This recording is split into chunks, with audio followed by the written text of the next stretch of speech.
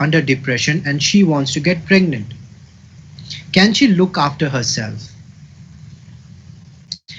Anyone under depression most probably will be under antidepressant drugs or will be under cigarettes or alcohol, which are strict contraindication for pregnancy.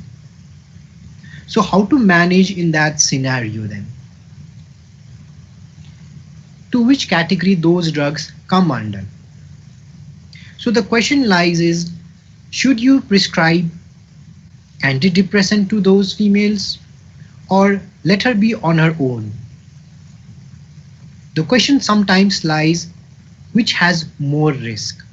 If you let her be on her own and then she starts taking alcohol or cigarettes, can it harm more to the fetus? Or giving an antidepressant will harm more to the fetus? So our topic will be rated with these things.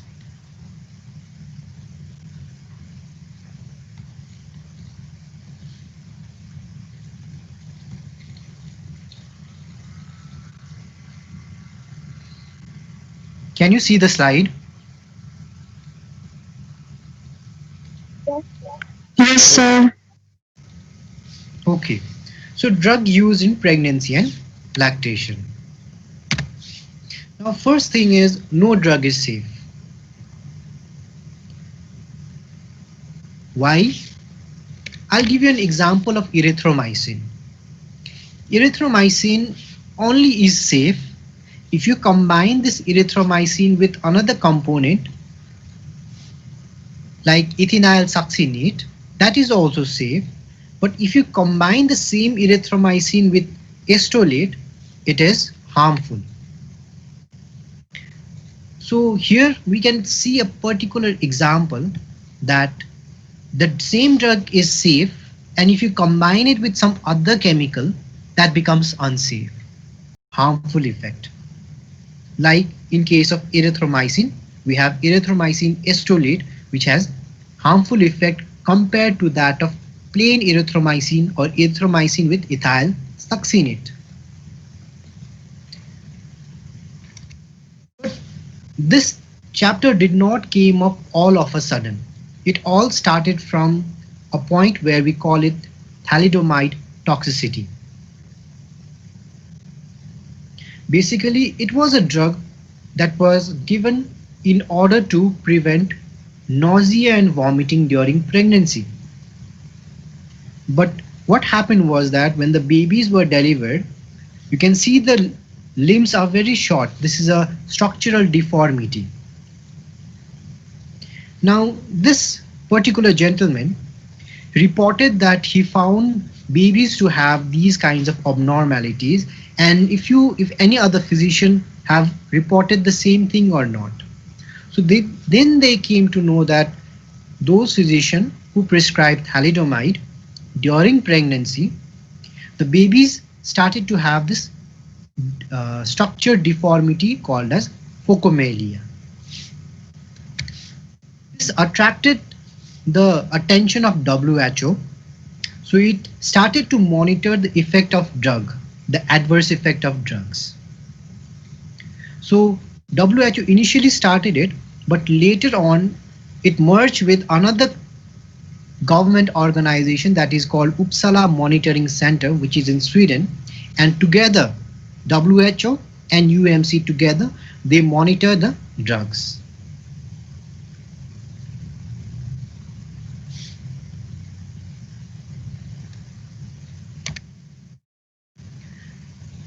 After the thalidomide incident on 1961, again in 1971, there was another catastrophe. That was females who were prescribed dithylstilbestrone, basically prescribed to prevent miscarriage and premature labor.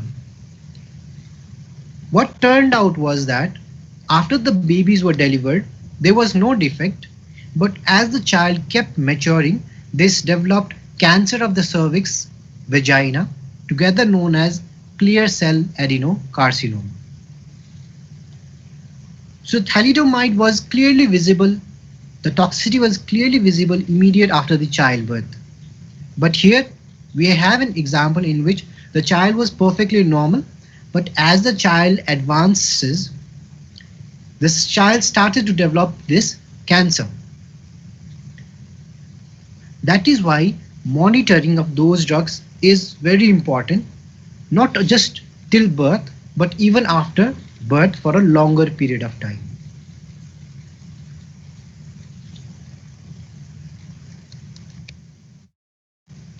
Now, what are the stages in which the drugs can affect the fetus then? First stage is always fertilization and implantation, that is the first way. If any drug produces any kind of harmful effect, that will either lead to no fertilization or simply miscarriage that goes unnoticed. The second is the organogenesis phase. Organogenesis phase starts from the second week up to the 8th week.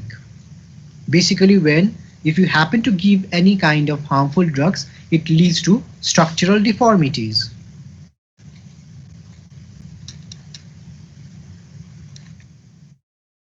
Now, up to the 8th week, we call that baby as embryo.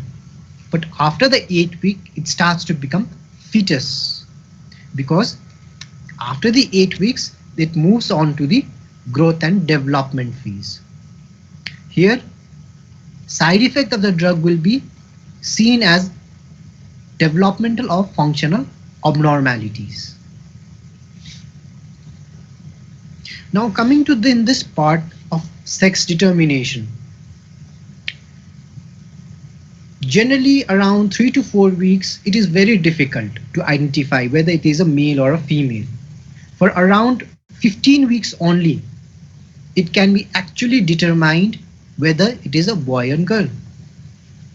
So that is during the growth and development phase rather than the organogenesis phase.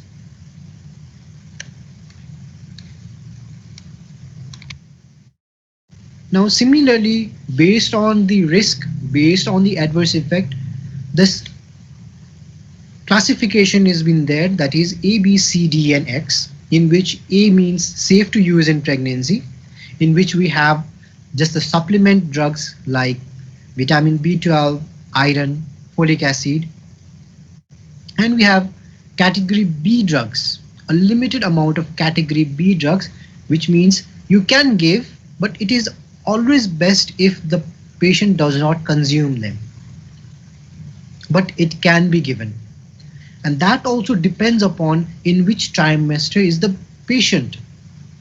First trimester, second trimester, third trimester. A drug may be safe in third trimester but may be harmful in second trimester, which means the drug can belong to both C or B category at the same time depending upon the trimester. Then we move to C category of drugs that you only give if there is more benefit to the patient than the risk. And the D category in which you prescribe only in life-threatening situations. And the last one, that is X, is the contraindicated, which is always avoided.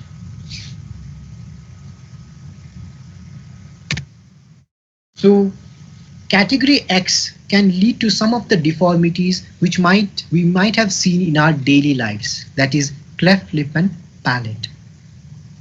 It does not necessarily has to be associated with a drug. It can happen with other things, but generally antiepileptic drugs are associated with cleft lip and palate.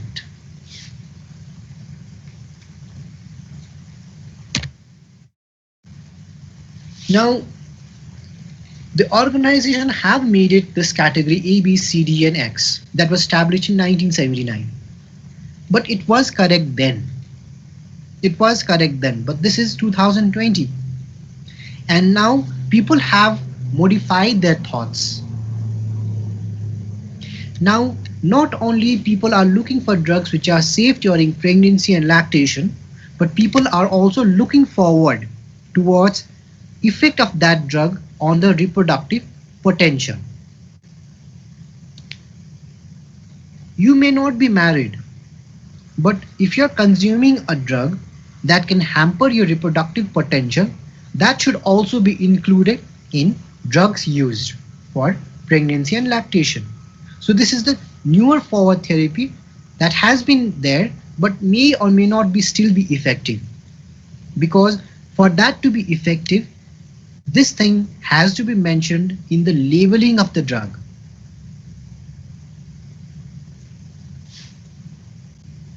If a drug decreases the sperm count, or if the drug produce some kind of defect in the organs, reproductive organs, then those things has to be specifically labeled with the drug.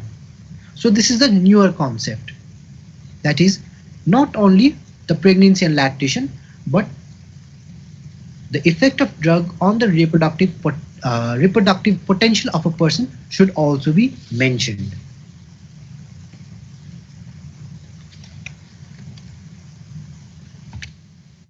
Now, like I said before, we have the safer drugs that belongs to category A, in which we have folic acid, B-complex, and the iron. And most of the question from this chapter will be this only: which drugs are safe during pregnancy and lactation? So this is the safe drug. But this does not end the chapter, because you will always have to prescribe some drug, because during the period of 9 months, the patient can be hypertensive, can be hypothyroid, can be diabetic, can have some kind of pain, can develop infection. So those things have also should be encountered, should be involved when categorizing a drug. So that gives us the category B, C, D, and X categories. So which antibiotics are safe then? Penicillin and cephalosporins are considered safe during pregnancy as well as the lactation. Macrolides are safe, but that also depends which macrolide. Basically, the most common macrolide that we consume is azithromycin. Azithromycin can also be taken, but we should also know that azithromycin is an antibiotic which can prolong QT interval, which can later on lead to cardiac arrhythmia, which is life-threatening. But provided that you use erythromycin at the right dose and during the right timing, that is once a day, 500 mg, will not trigger any kind of cardiac arrhythmias.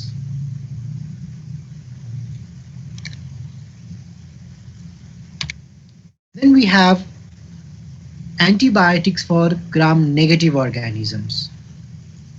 Basically, metronidazole has found to be teratogenic. It has found to produce some kind of teratogenic effect in mice. But such effect has not been seen in humans. Because it is not seen in humans but only seen in rats or mice, this drug still is considered to be safe. But you should not prescribe in the first trimester. And if the patient is already taking metronidazole, should not breastfeed for the next 24 hours. And this is the only antibiotic that covers the gram-negative organisms, anaerobic organisms. Then we have clindamycin also. Sometimes metronidazole may not be effective. It does not have that much of coverage. In that condition, you will have to start the patient on clindamycin. And just like metronidazole, you should not prescribe the patient in the first trimester.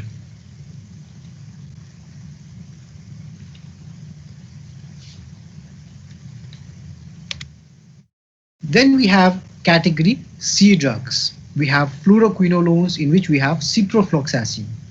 Although you can breastfeed the baby, still ciprofloxacin has a typical adverse effect, that is to produce cartilage damage and tendinitis. That also in young children.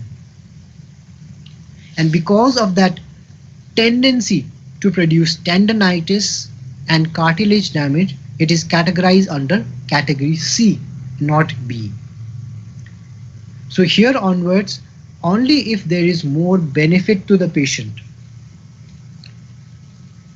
you have to give these drugs. Because we are very much sure that giving ciprofloxacin to a pregnant female or to a breastfeeding woman can produce toxicity in babies, a well-known toxicities. Till category B, we are not sure, we do not have enough data, but we are quite sure that they are safer. But from category C, we know that these drugs will produce some kind of adverse effect for sure. Similarly, we have macrolide, but the drug is clarithromycin. Azithromycin was safe, but not all macrolides. Azithromycin is safe, but clarithromycin is little bit unsafe compared to azithromycin.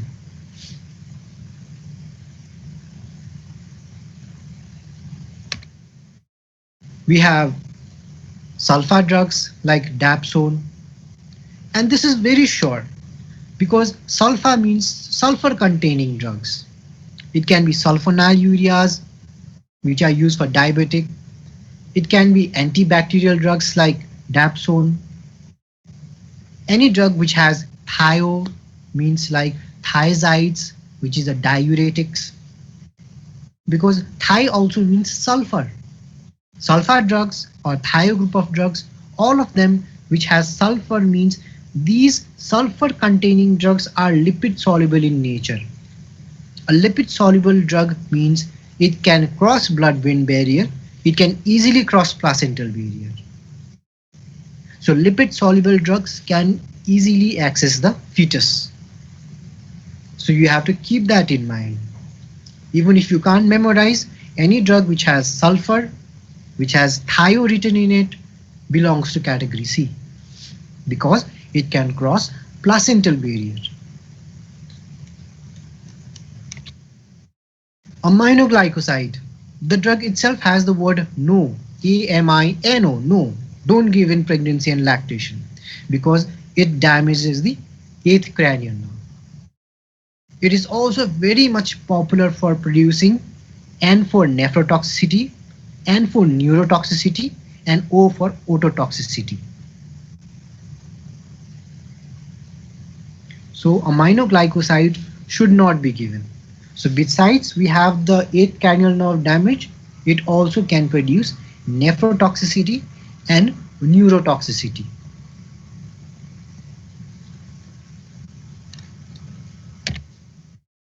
Tetracycline, a very famous drug because tetracycline is a drug that should not be given with milk. Why it should not be given with milk? Because milk consists of calcium. That calcium is going to bind with this tetracycline to form a complex, after which neither the milk will be absorbed nor the tetracycline. So both will be wasted. But giving tetracycline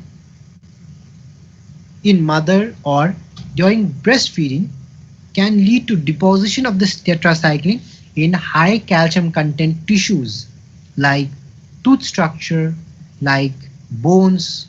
So deposition of these antibiotics like tetracycline can produce staining. When the person smiles, it is going to look ugly because the tooth will be very brownish in color. If it is deposited in the bones cannot have the same amount of strength to keep match up with your body movements. So tetracycline also should not be given during pregnancy and lactation.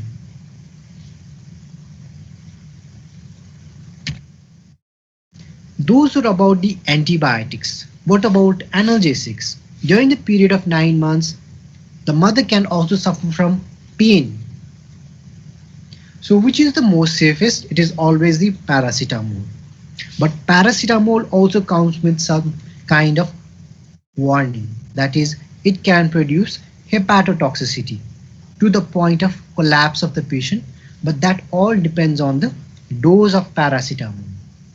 So as long as you are strict with the dose and duration of the drug, it is safe during pregnancy and lactation. But other NSAIDs like aspirin, ibuprofen, indomethacin are comparatively unsafe because it can produce closure of ductus arteriosus. Among these drugs, ibuprofen can be considered as little safe or safer drug after paracetamol.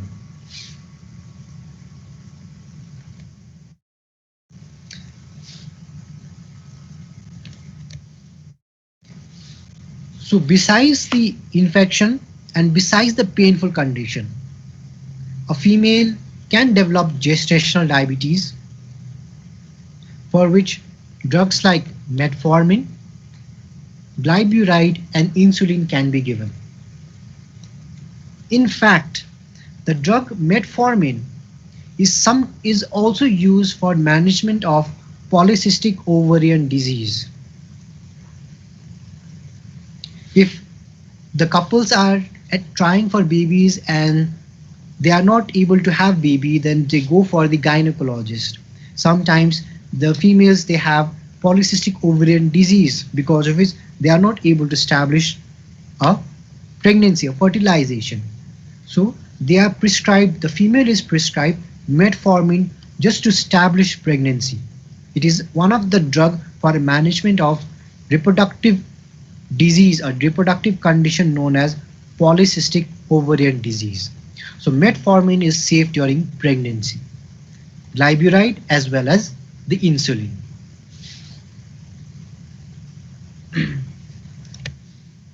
Then we have hypertension. You have to give methyl dopa, but one strict contraindication, don't give ACE inhibitors or angiotensin receptor blockers. There are strict no because it can damage the fetal renal function. The kidneys will be damaged. So ACE inhibitors and ARB should not be given, and you must remember this drug ACE and ARB. They are strict contraindication during pregnancy.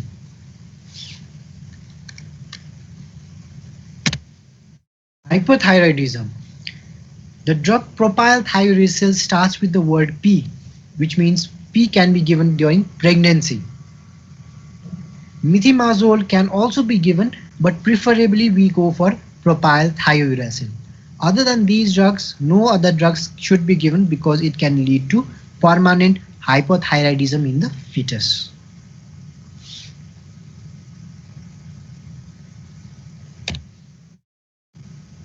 Anticoagulants. Heparin and aspirin can be given, but warfarin should not be given because it is teratogenic in nature. You must have gone through the teratogenic features of warfarin in general pharmacology also. Then epilepsy. It is associated with cleft lip and palate.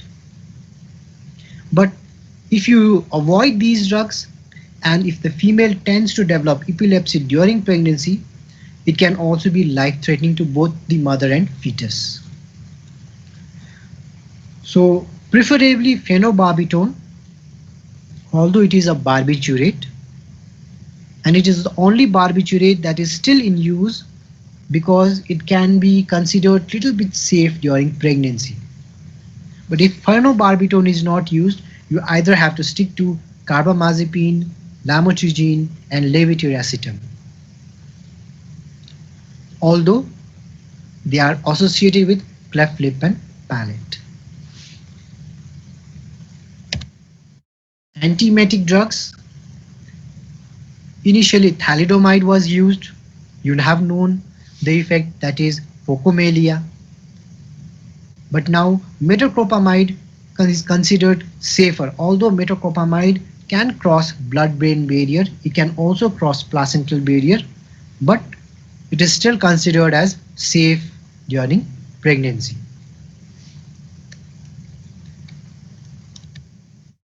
Peptic ulcer. Now this is a group in which there are lots of drugs. Basically proton pump inhibitors like pantoprazoles can be given, or H2 blockers like ranitidine, famotidine can be given, but there is one group of drugs, that is misoprostol, that should not be given because it produces severe uterine contraction. It produces so severe that this misoprostol is also used for termination of pregnancy. But termination of pregnancy does not always turn out to be safe. Excess stimulation of uterus not only terminates the baby but also can produce heavy bleeding, which might require hospitalization and permanent infertility also. So one has to be very careful with this drug.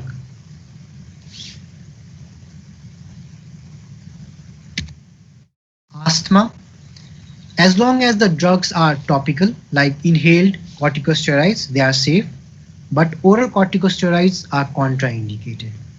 Also, whenever you give steroids, you should always taper the dose when you are avoiding, or when you are, if you are finding any improvement in your condition, you should always taper the dose of corticosteroids.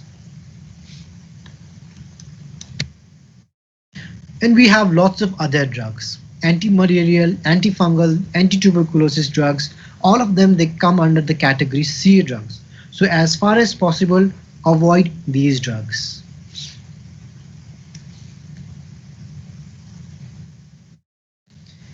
We said B-complex, iron and folic acid is given during pregnancy. But vitamin A does not come under B-complex. This is a teratogen. It can produce spontaneous abortion. So although you can give vitamin B, you should not give vitamin A during pregnancy.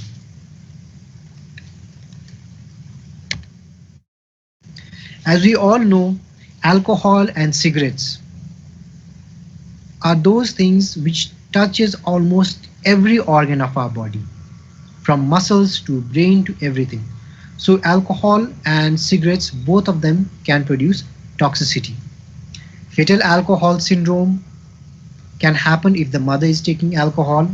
That can lead to defect, to mental retardation, and also diminished growth of the babies. Similarly, cigarette smoking can produce low birth weight and premature delivery, and can also lead to death of the fetus.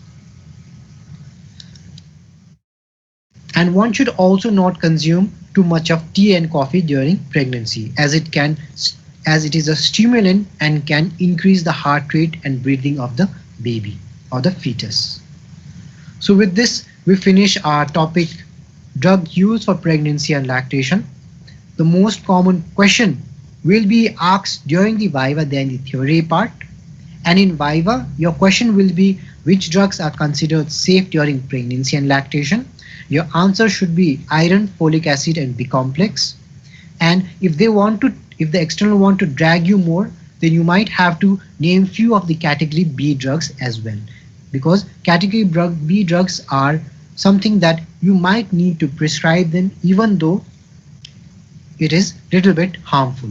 And category B drugs are paracetamol, penicillin, cephalosporin group of drugs, metronidazole, tinidazole, but both metron and clindamycin should not be given in first trimester.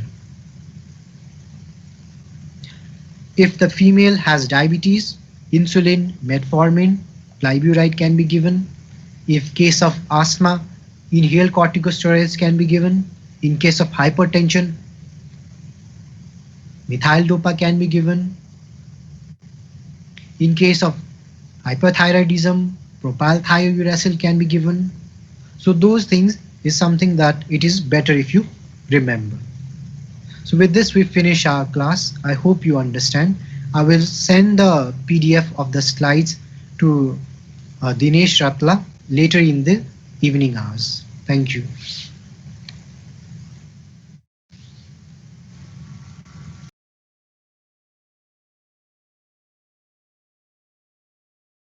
Harmful effect. Like in case of erythromycin, we have erythromycin estolate, which has harmful effect compared to that of plain erythromycin or erythromycin with ethyl succinate. This chapter did not came up all of a sudden. It all started from a point where we call it thalidomide toxicity. Basically, it was a drug that was given in order to prevent nausea and vomiting during pregnancy. But what happened was that when the babies were delivered, you can see the limbs are very short. This is a structural deformity. Now, this particular gentleman reported that he found babies to have these kinds of abnormalities, and if any other physician have reported the same thing or not. So they came to know that those physicians who prescribed thalidomide during pregnancy, the babies started to have this structure deformity called as phocomelia. This attracted the attention of WHO, so it started to monitor the effect of drug, the adverse effect of drugs.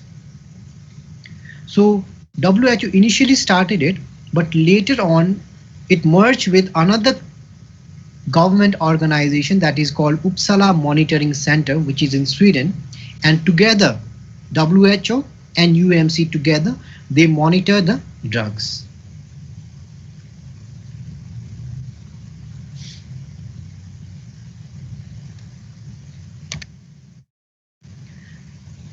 After the thalidomide incident on 1961, again in 1971, there was another catastrophe. That was females who were prescribed dithylstilbestrone, basically prescribed to prevent miscarriage and premature labor. What turned out was that after the babies were delivered, there was no defect, but as the child kept maturing, this developed cancer of the cervix, vagina, together known as clear cell adenocarcinoma. So thalidomide was clearly visible, the toxicity was clearly visible immediate after the childbirth. But here we have an example in which the child was perfectly normal, but as the child advances, this child started to develop this cancer. That is why monitoring of those drugs is very important, not just till birth, but even after birth for a longer period of time.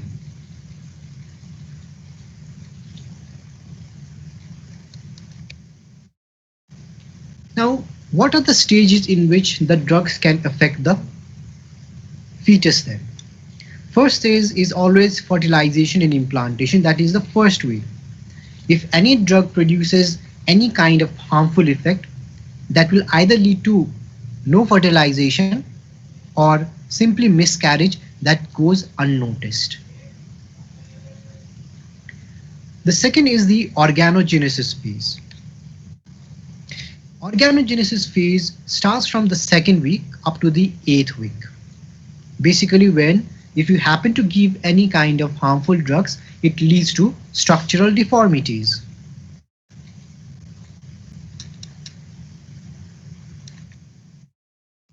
Now, up to the 8th week, we call that baby as embryo.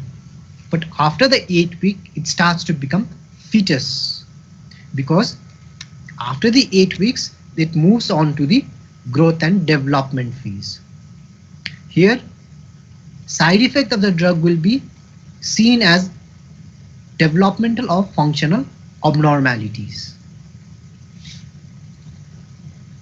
Now coming to this part of sex determination. Generally around 3 to 4 weeks, it is very difficult to identify whether it is a male or a female. For around 15 weeks only, it can be actually determined whether it is a boy or girl. So that is during the growth and development phase rather than the organogenesis phase.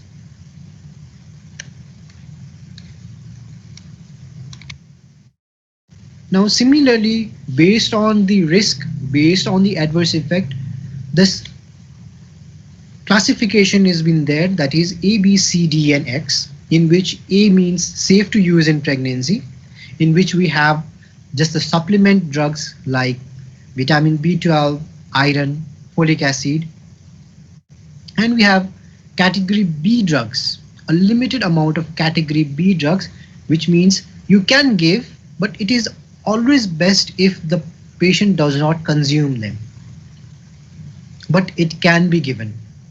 And that also depends upon in which trimester is the patient. First trimester, second trimester, third trimester. A drug may be safe in third trimester but may be harmful in second trimester, which means the drug can belong to both C or B category at the same time depending upon the trimester. Then we move to C category of drugs that you only give if there is more benefit to the patient than the risk. And the D category in which you prescribe only in life-threatening situations. And the last one, that is X, is the contraindicated, which is always avoided.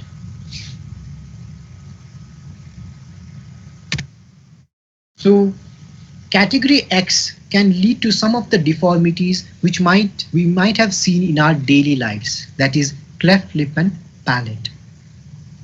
It does not necessarily has to be associated with a drug. It can happen with other things, but generally antiepileptic drugs are associated with cleft lip and palate.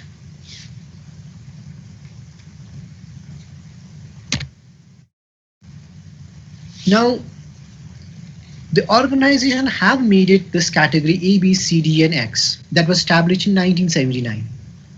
But it was correct then. It was correct then, but this is 2020. And now people have modified their thoughts. Now, not only people are looking for drugs which are safe during pregnancy and lactation, but people are also looking forward towards effect of that drug on the reproductive potential. You may not be married, but if you're consuming a drug that can hamper your reproductive potential, that should also be included in drugs used for pregnancy and lactation. So this is the newer forward therapy that has been there but may or may not be still be effective, because for that to be effective, this thing has to be mentioned in the labeling of the drug.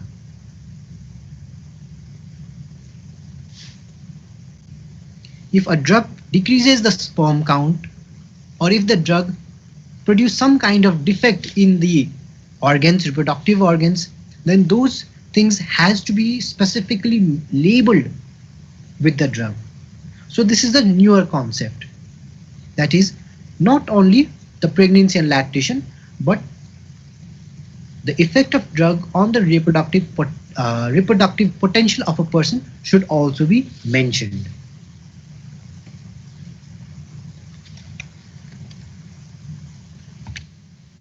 Now, like I said before, we have the safer drugs that belongs to category A, in which we have folic acid, B complex, and the iron. And most of the question from this chapter will be this only: which drugs are safe during pregnancy and lactation? So this is the safe drug. But this does not end the chapter, because you will always have to prescribe some drug, because during the period of 9 months, the patient can be hypertensive, can be hypothyroid, can be hyperthyroid, can be diabetic, can have some kind of pain, can develop infection. So those things should be encountered, should be involved when categorizing a drug. So that gives us the category B, C, D, and X categories. So which antibiotics are safe then? Penicillin and cephalosporins are considered safe during pregnancy as well as the lactation. Macrolides are safe but that also depends which macrolide. Basically, the most common macrolide that we consume is azithromycin. Azithromycin can also be taken, but we should also know that azithromycin is an antibiotic which can prolong QT interval, which can later on lead to cardiac arrhythmia, which is life-threatening. But provided that you use erythromycin at the right dose and during the right timing, that is once a day, 500 mg, will not trigger any kind of cardiac arrhythmias.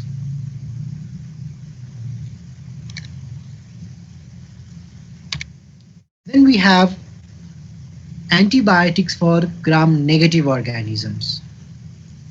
Basically, metronidazole has found to be teratogenic. It has found to produce some kind of teratogenic effect in mice. But such effect has not been seen in humans.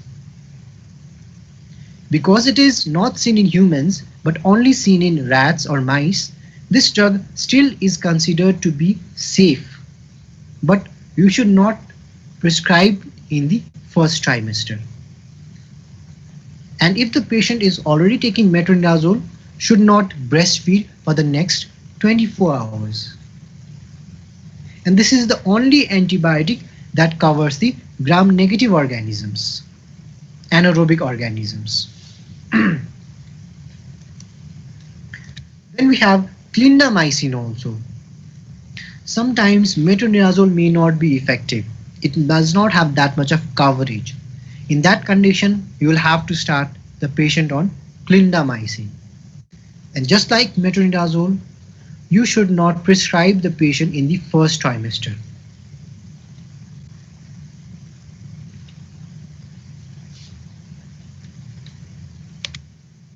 Then we have category C drugs. We have fluoroquinolones, in which we have ciprofloxacin. Although you can breastfeed the baby, still ciprofloxacin has a typical adverse effect, that is to produce cartilage damage and tendinitis. That also in young children. And because of that tendency to produce tendinitis and cartilage damage, it is categorized under category C, not B.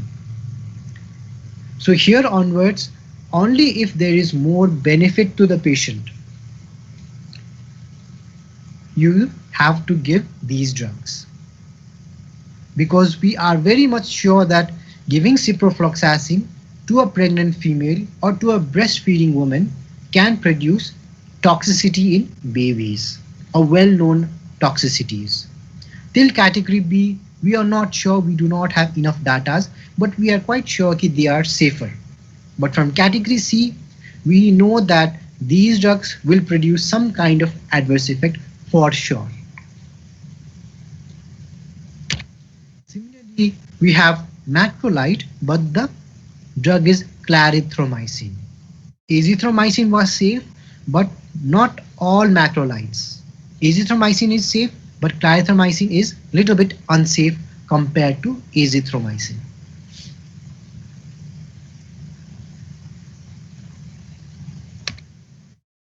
We have sulfa drugs like dapsone, and this is very short because sulfa means sulfur containing drugs. It can be sulfonylureas, which are used for diabetic. It can be antibacterial drugs like dapsone.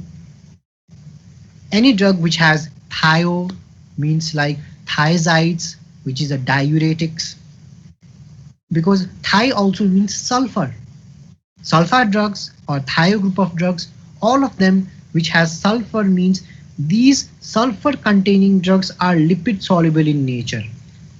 A lipid soluble drug means it can cross blood-brain barrier, it can easily cross placental barrier. So lipid soluble drugs can easily access the fetus. So you have to keep that in mind. Even if you can't memorize, any drug which has sulfur, which has thio written in it, belongs to category C because it can cross placental barrier. Aminoglycoside. The drug itself has the word no, AMINO, no. Don't give in pregnancy and lactation because it damages the eighth cranial nerve. It is also very much popular for producing N for nephrotoxicity, N for neurotoxicity, and O for ototoxicity. So aminoglycoside should not be given. So besides we have the eighth cranial nerve damage, it also can produce nephrotoxicity and neurotoxicity.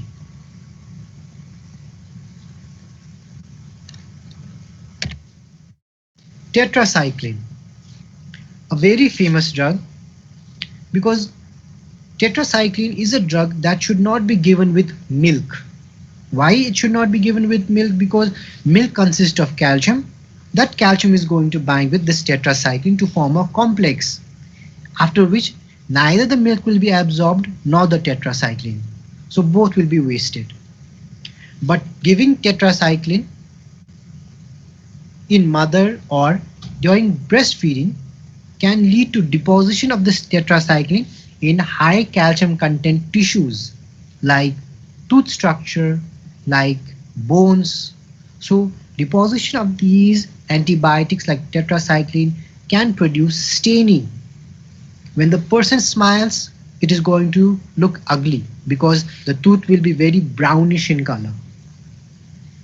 If it is deposited in the bones cannot have the same amount of strength to keep match up with your body movements.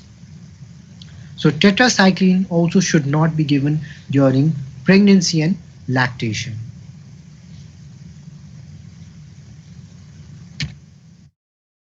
Those are about the antibiotics. What about analgesics? During the period of 9 months, the mother can also suffer from pain. So which is the most safest? It is always the paracetamol.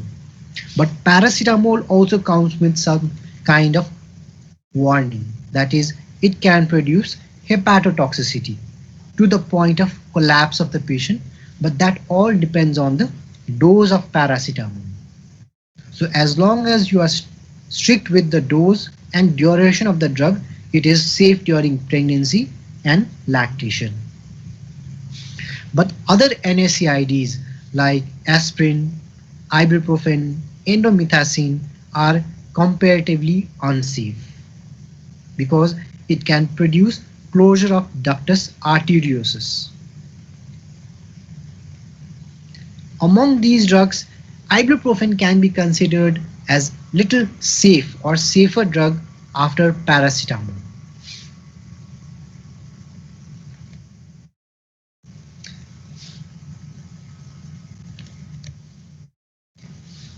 So besides the infection and besides the painful condition, a female can develop gestational diabetes for which drugs like metformin, glyburide and insulin can be given.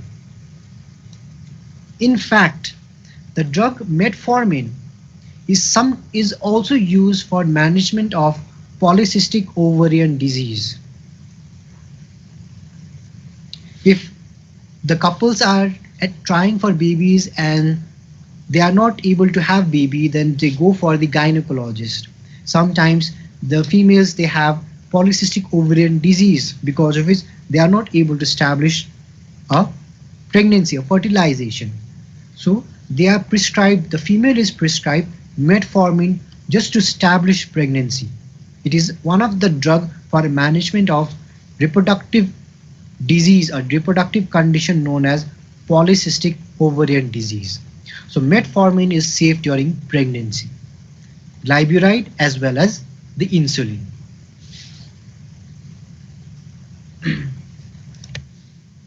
Then we have hypertension. You have to give methyl dopa, but one strict contraindication, don't give ACE inhibitors or angiotensin receptor blockers. There are strict no because it can damage the fetal renal function. The kidneys will be damaged. So ACE inhibitors and ARB should not be given, and you must remember this drug, ACE and ARB. They are strict contraindication during pregnancy.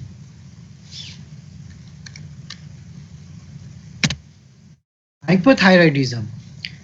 The drug propylthiouracil starts with the word P, which means P can be given during pregnancy. Methimazole can also be given, but preferably we go for propylthiouracil. Other than these drugs, no other drugs should be given because it can lead to permanent hypothyroidism in the fetus.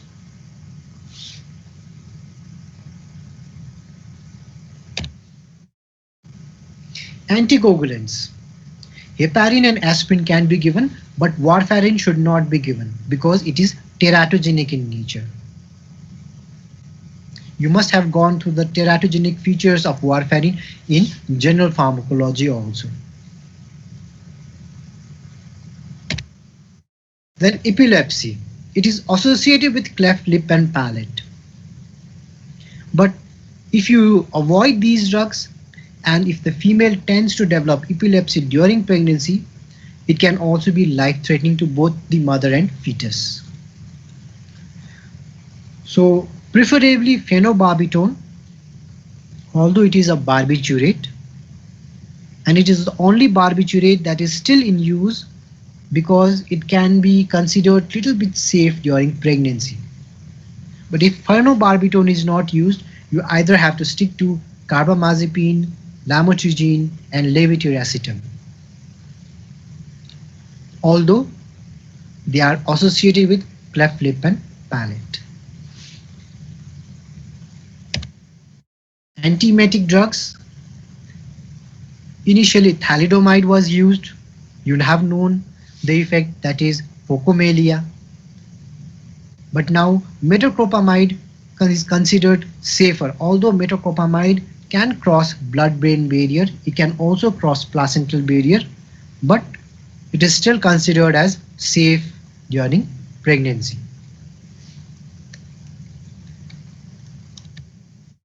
Peptic ulcer. Now this is a group in which there are lots of drugs. Basically proton pump inhibitors like pantoprazoles can be given, or H2 blockers like ranitidine, famotidine can be given, but there is one group of drugs, that is misoprostol, that should not be given because it produces severe uterine contraction. It produces so severe that this misoprostol is also used for termination of pregnancy. But termination of pregnancy does not always turn out to be safe. Excess stimulation of uterus not only terminates the baby but also can produce heavy bleeding, which might require hospitalization and permanent infertility also. So one has to be very careful with this drug.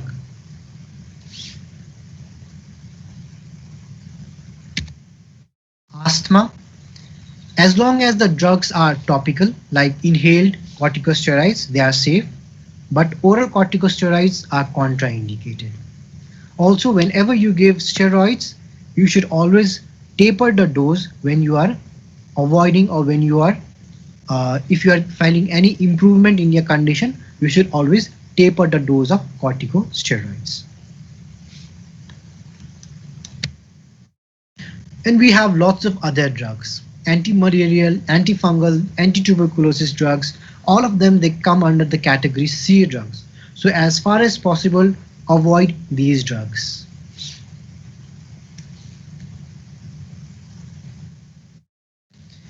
We said B-complex, iron and folic acid is given during pregnancy, but vitamin A does not come under B-complex. This is a teratogen. It can produce spontaneous abortion. So although you can give vitamin B, you should not give vitamin A during pregnancy.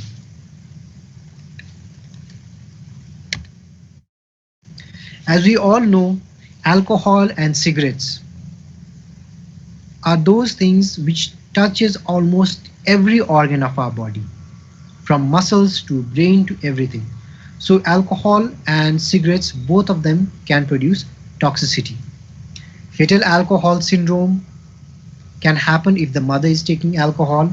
That can lead to defect, to mental retardation, and also diminished growth of the babies. Similarly, cigarette smoking can produce low birth weight and premature delivery, and can also lead to death of the fetus. And one should also not consume too much of tea and coffee during pregnancy, as it is a stimulant and can increase the heart rate and breathing of the baby or the fetus. So with this, we finish our topic, drug use for pregnancy and lactation. The most common question will be asked during the Viva than the theory part. And in Viva, your question will be which drugs are considered safe during pregnancy and lactation. Your answer should be iron, folic acid, and B complex. And if the external want to drag you more, then you might have to name few of the category B drugs as well, because category B drugs are something that you might need to prescribe them even though it is little bit harmful. And category B drugs are paracetamol, penicillin, cephalosporin group of drugs, metronidazole, tinidazole, but both metron and clindamycin should not be given in first trimester. If the female has diabetes, insulin, metformin, glyburide can be given. If case of asthma, inhaled corticosteroids can be given. In case of hypertension, methyl dopa can be given. In case of hyperthyroidism, propyl thiouracil can be given. So those things is something that it is better if you remember. So with this we finish our class. I hope you understand. I will send the PDF of the slides to Dinesh Ratla later in the evening hours. Thank you.